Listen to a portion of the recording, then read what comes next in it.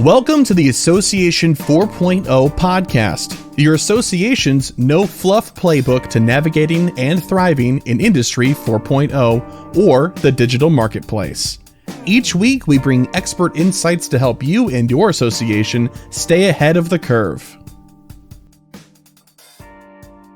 Hello, my name is Sherry Budziak, and I'm the host of the Association 4.0 podcast. I am also a co-founder of .org Community and founder and CEO of .org Source, a consultancy to associations. Today, my guest is Donna GANDT. Donna is the Chief Revenue Officer at IMPEXIUM. IMPEXIUM empowers associations of all sizes with smarter, simpler membership management. So I am excited about this conversation. Donna and I are going to discuss something that OrgSource is passionate about, how to cultivate your team's executive mindset. So Donna, thanks for joining me today. Thanks, Sherry. I'm excited to be here and humbled by the opportunity to talk with you and the community. So tell the audience kind of a little bit about IMPEXIUM and your background. Sure. IMPEXIUM is an AMS, an association management system. It's a software with over 200 clients. We basically work with small, medium, and sort of that smaller end of the enterprise market to help replace legacy AMSs, to help manage their member needs, to help ultimately work with them to grow their revenue and reduce the friction that we often see with AMS and CRM implementations. IMPEXIUM kind of focuses on configurability, flexibility, and extensibility. And so a lot of our clients like that because they can really use the system to grow with them as an organization, and it keeps their cost of ownership much, much lower than a lot of the other AMS or CRM solutions in the market today. Personally, my background, I've always been at the intersection of technology and process. And so that's where I've always kind of worked. I started out a long time ago as an engineer with the Navy. And since then, I've worked across different industries and technologies. Most recently, I was working with the government contracting community on ERP and CRM systems. And so I find government contractors have a lot of similarities to associations, which is a fun transition to IMPEXIUM. They are just like our association community. They're a small, tight-knit community. They're very service and mission driven, just like our nonprofit community.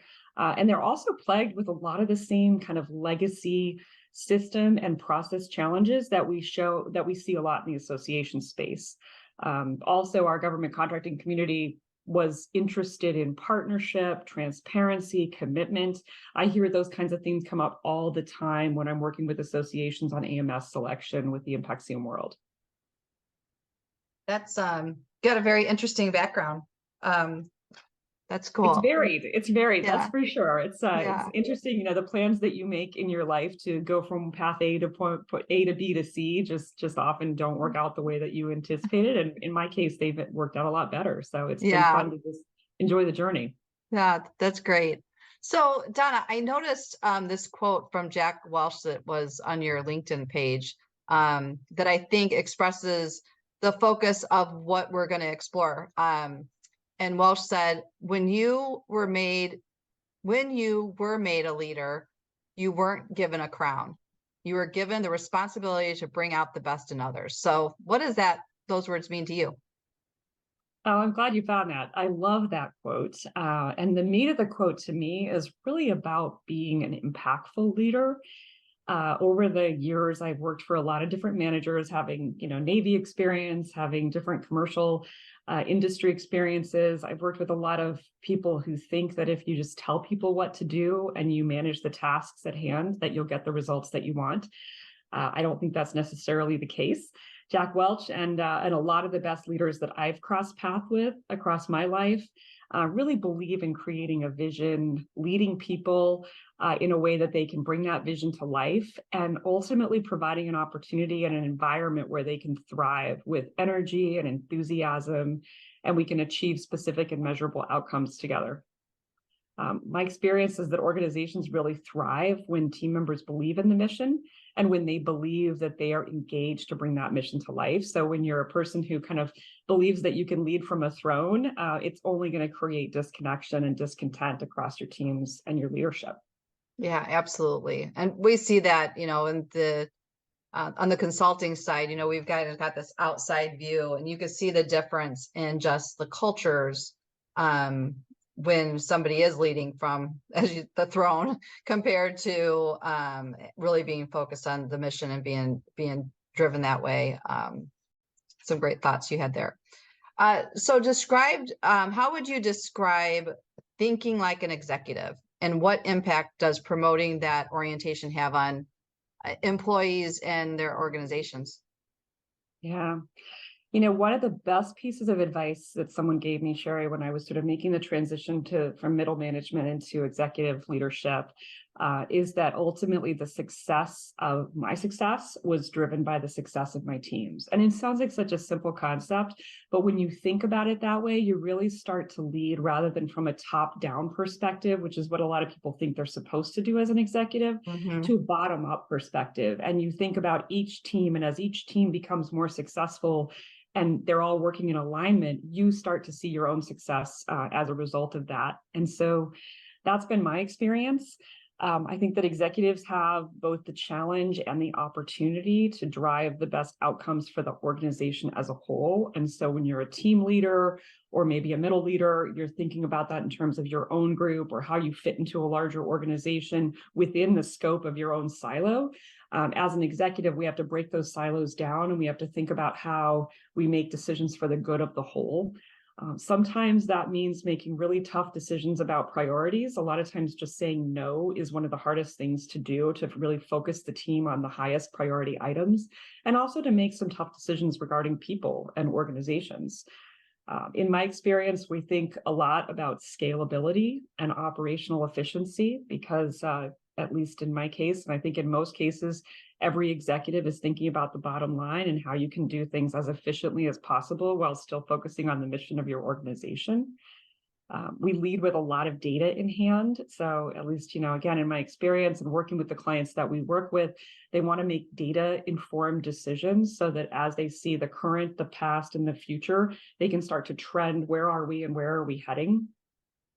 I think also acting on the short term, but visualizing the long term is really important. So being able to make that differentiation between what's happening day to day. A lot of times before they reach into an executive level of responsibility, folks are kind of mired in the day to day. And that's what you expect to be, because you're working on a team, you're working maybe with certain deliverables. As you move into that executive leadership position, it's really important to keep an eye on where you're going as an organization, knowing that day to day you still have to work on, the day to day benefits. And then lastly, the thing I'd add, and I find this to be one of the most important things in my experience, is that as organizations and people start to think at an executive level, it's really important that we build compensation, incentives, and organizational structure in a way that aligns with the goals of the organization. It's kind of surprising how often you'll start to pull across, kind of ask questions about an organization or think about what motivates them. And there is misalignment, oftentimes serious misalignment, between how the organization is structured operationally to run, how the incentives of the leadership or the people on the team are built, and ultimately how compensation, whether that's financial compensation or benefits programs, or just, programs to help make sure people take time off when they need it. All of that has to be built into how we want to think about running the organization, building the growth that inevitably is important for both our clients and, in our case, for IMPEXIUM. Absolutely. So how can leaders encourage their teams to adopt that executive approach? And do you have any examples from your personal experience? Yeah, that's a great question. And I think related to that last point about organizational structure, if we don't have operational components that kind of help us check in on the things that we want to do as an organization, things fall flat. It becomes something we talk about in a meeting, or maybe we make as a priority in our statements or our vision statements, but we don't actually operationalize them. So I can tell you what we do here at IMPEXIUM that's really made a big difference in the organization. We challenge our leaders that day to day they're going to be working in the business. So, it's getting the work done every day. It's making sure you're meeting deliverables and tracking the metrics associated with the work that we're performing. But the important thing is that they also can pull back and work on the business sometimes. And so we have things that we call driving initiatives. those are the way that we talk across our business units. It's the way we talk to our board and our investors. And it's the way we talk about our priorities as a leadership team to think about what are we doing to improve the business? What is the continual improvement that we're looking at in order to help us really make increases in performance, increases in scalability, increases in growth, maybe cost controls, different things that really help us move the needle in terms of our performance. So it really helps you operationalize the goals of the organization into kind of the day-to-day or week-to-week management. There was one other thing that I think becomes really important in that move to an executive leadership role, and I'm sure you felt this too, Sherry, running your own business. It's really important to have the right people in the right roles. And so oftentimes we've got great people, but they might not be in exactly the right role, or we might need to bring people in from the outside or help people find an organization that's a better fit for them. Organizations change over time. And so as a likely result, people who move along with the organization are doing great. Sometimes that's not the case. And we really have to make sure that we find the right fit. I'm a big believer that people can succeed as both individual contributors and also leaders of people. So if I have people in leadership roles of people, but that's maybe not their forte and they're instead more of an individual contributor, we find ways to help them grow within the organization in both of those capacities if they have a leaning towards one or the other.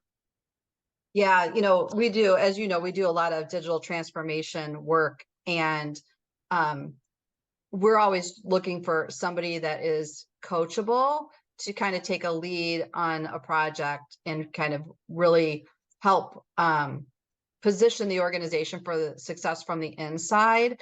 And it's funny because as you're kind of talking, what I was thinking about is sometimes we find people that have certain skill sets that may not have the technology component, and we're like, they can learn that, but they're really good at leading teams, and they're really good at these qualities that we can put them in this different position in the organization, and they can really, excel. And we've seen that a lot of times, but that's really kind of takes some thinking through. I mean, of course, I've had this on my team too, where we're like, oh, that person's doing this job, terrible. And you're ready to like let them go because it's just horrible. But then you find what they're really good at, you put them in that role, and then they're, excelling. So, anyway, so yeah, I think it's just taking that step back and really thinking through where can the staff be successful, and as they're kind of moving up to that executive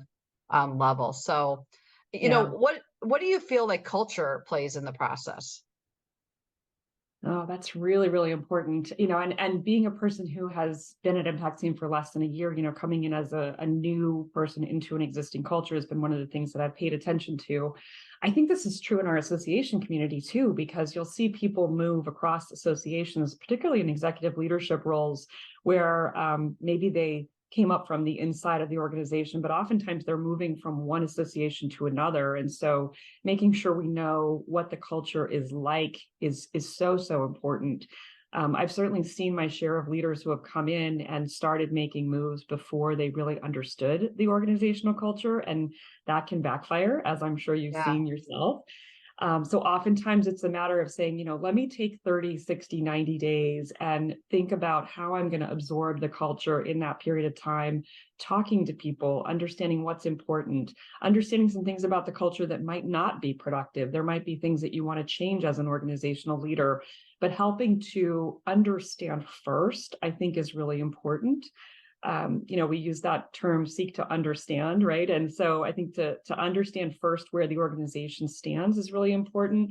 And then to affect the actual culture and maybe make the changes that you're interested in making, it's really important to engage the team in that change. And so not just the people who are in leadership with leadership titles can create a healthy culture, but often that's throughout the organization. We've done some things here like create culture committees or create employee advisory boards so that we have employees at all different levels in the organization helping to say, what are the 3 to 5 things that we care about? How do we institutionalize that across the organization? And then when those shifts in culture are necessary, like maybe you want to shift to a more accountability culture, or you want to shift to a culture that people aren't working quite so hard and burning out, or whatever the appropriate elements are of the culture change, you can lead that from across the organization with people at every level in different roles so that they can start to impact their coworkers. Absolutely. I think it's important too. We were recently talking to an executive about being able to explain honestly what that culture is like. And I use the example of, we work with an organization, one that's very entrepreneurial, always new ideas, always go, go, go. I would thrive in that culture where there's other groups that we work with that are just, there's a lot of, let's say, the red tape and a lot of review process, and it's just a slower paced organization. Not that that's wrong, but that's not a place that I might necessarily thrive in. But neither one is bad. It's just it's kind of like, where do you fit? And when I think especially CEOs and senior executives can't really articulate or their culture or be real about what their culture is to incoming folks, then those folks are typically not successful. So anyway, that's something that I've been trying to tell people, like, really explain, like, you have to articulate what it is. Just don't say, like, we've got a great culture. Well, what does that mean? Right. What does it mean? Yeah. And how do people align with it so that they can see how does that culture fit to their personality, their work style, their goals and objectives, even incorporating into like onboarding for new employees so that you're talking about it on a regular basis. And there's kind of a playbook associated with your culture and making sure that it becomes an operational part and not just a conversation that you have once a quarter in an all employees meeting. Right. Yeah, absolutely. So Donna, what are some of the challenges in helping employees see their responsibilities in a broader perspective?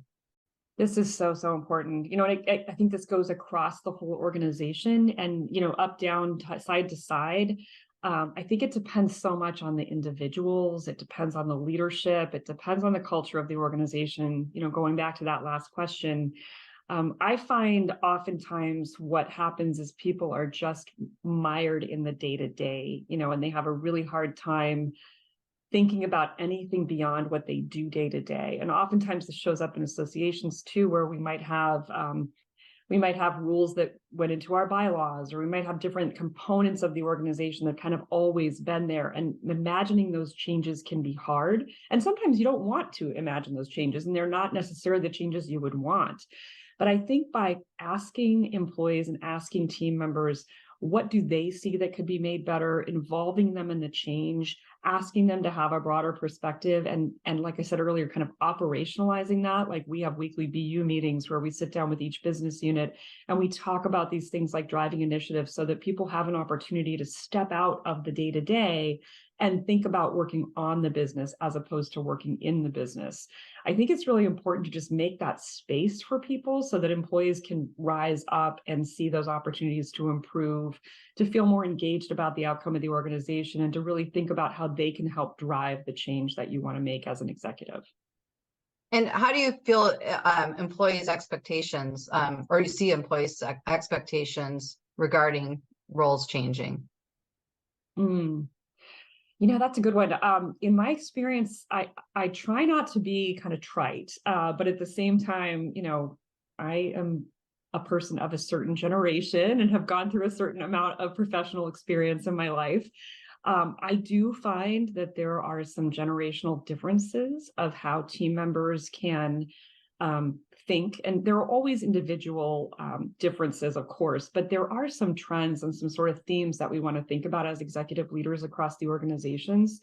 For example, one of the pieces of advice that I give people who want to be part of change and want to be part of moving up or growing in an organization is that when you perform at that higher level, that really leads to the positions and the promotion and the advancement that you're looking for, as opposed to an attitude of, well, I've done this role for 2 years, and so therefore I should be granted the next level, or I should be getting a promotion.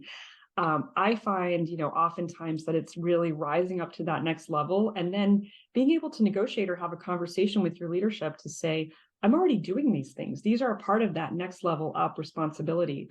Or in the case where the role that you think needs to happen doesn't even exist in the organization, a lot of times you can create that role by saying, here are the needs that I see, here's how I can address those needs, and really aligning between what your goals are as an individual for growth and what the organizational goals are.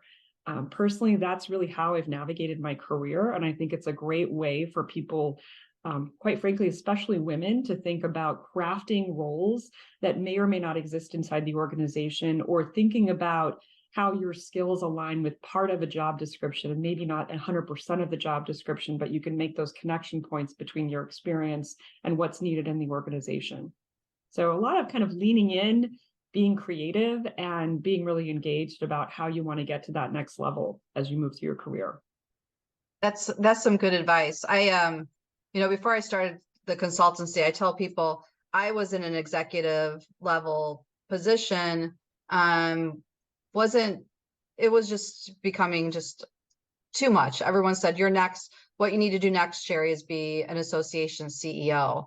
And I was like, I don't know. I'm not really good at like navigating a board. And like, I knew where I was going to potentially get myself in trouble. I'm like, I might get the job, but then I'm probably going to get myself fired. So what I did was I really had that realization of sitting down and putting together all the things that I love to do, that I excelled at, and then all the things I hated doing.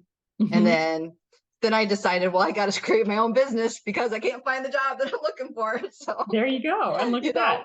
But sometimes, but getting to that point, as to your point, within my career, is I did kind of navigate creating those positions that weren't necessarily there or that were new, which can kind of be a little bit scary, but it's exciting too. And then continuing to know and work with the executives to get what you need in terms of training or support or mentorship or whatever those things might be too, I think is really important. So yeah, it's so important in each organization, and not everyone is going to be open to that. So it tells you a lot about the leadership and culture that you're into, or are they open to crafting those kinds of roles, or are they mired in, there's the red tape, you need to be in this organizational role this many years or months before you can be eligible for the next role. That kind of stuff gets a little old to people who are super creative and motivated and interested. But you also have to prove out that you're ready for that next role before you can justify, just asking for a pay raise or asking for a promotion. I think that's the thing that, sometimes there's still a disconnect with people. Yeah, absolutely. So Donna, I'm curious as what you think, does technology help teams think more strategically about their responsibilities? And if so, how? That's a good question, especially because I work in technology. Yeah. So I've always been in technology. And so I have some really firm ideas about that. And I think that people who, when we think of technology as just technology for tech's sake, it does not meet an end in itself, right?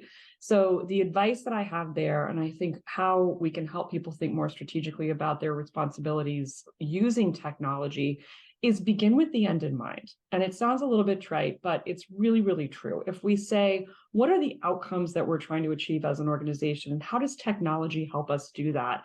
It's either going to help automate very operationally mired, manual processes. It's going to give us better data to be able to make better data-driven decisions. It's going to give us better predictive insights into the future of our organization. But if we just kind of go along thinking that information is going to present itself to us and we're going to make decisions with it without knowing what that final path is, it just really sort of falls short, and you end up changing the finish line all the time. So I encourage organizations to think about what the end looks like, design dashboards, reporting, data that brings you back into, how does that tell me how the organization is doing, both in terms of health, in terms of growth, in terms of the amount of time it takes for us to process certain transactions or certain things that are happening in the organization. And then by having that visualization, it really helps you kind of map the steps between points A and point Z to say, how do we get to point Z, and what are the things that are breaking down in the process along the way? Then you know what to focus on as an organizational leader. That's great, Donna. So I guess, before we wrap up today, is there any other comments or thoughts that you have for our audience? Just keep humming along. I think that one of the things that gets really, you mentioned it yourself, kind of deciding how you wanted to find a position and a path that was right for you as an individual. I think one of the things that I would just encourage the audience to do is take time for yourself, take time for your organization, take time to kind of get out of the weeds and give yourself the opportunity to get the big picture in mind. For me, I do a lot of walking. That's where I process. And so when people just get too caught up in the day-to-day, it gets really hard to see the forest for the trees. And so I would just encourage everyone to take time, whether it's daily or weekly or on a periodic basis, to just step back from the day-to-day and really think about that bigger picture. That's really good advice. I think I need to take some of that myself. So I'm gonna leave with that today. And maybe now that it's beautiful here in Chicago right now, I need to start that walking. So thanks, Donna, for great advice, and thanks to our listeners. I hope that they enjoyed this episode. And if anybody's listening and they'd like to contact you to learn more about you or IMPEXIUM, how can they do that? Yeah, absolutely. Well, you can contact me directly on email at dgandt, DGANDT @impexium.com, or on LinkedIn. I am active on LinkedIn and happy to make connections there and extend the community. Always happy to be a resource and mentor with anyone in the podcast audience. Awesome. Well, thanks so much, Donna. I appreciate your time today. Thanks, Sherry. We hope you enjoyed this episode and discovered tips and information that will add value to your leadership style and your association. .org Source specializes in positioning teams for success with solutions for technology, strategy, and marketing. Please contact us at info@orgsource.com or visit www.orgsource.com to find out how to keep your organization on track to Association 4.0.